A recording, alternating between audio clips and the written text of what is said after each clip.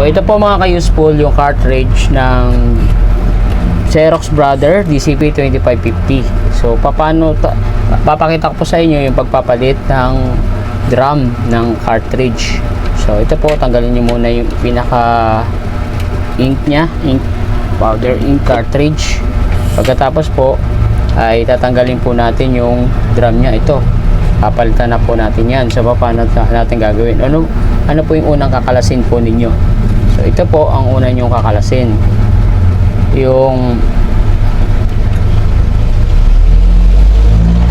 ito po yung pinaka lock nya dito.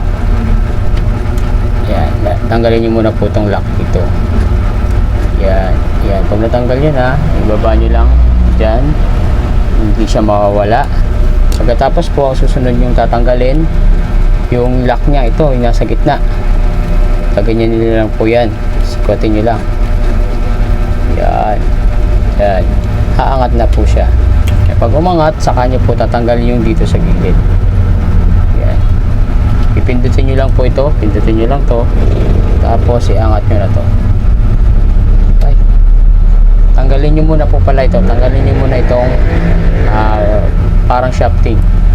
So yan, tatanggalin nyo lang po ito. Yan, tanggalin nyo lang yan.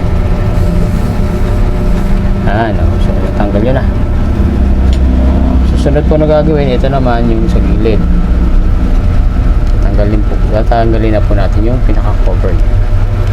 Yan, maangat na po siya. Dito rin po, so gagawin nyo, pipindutin nyo lang to.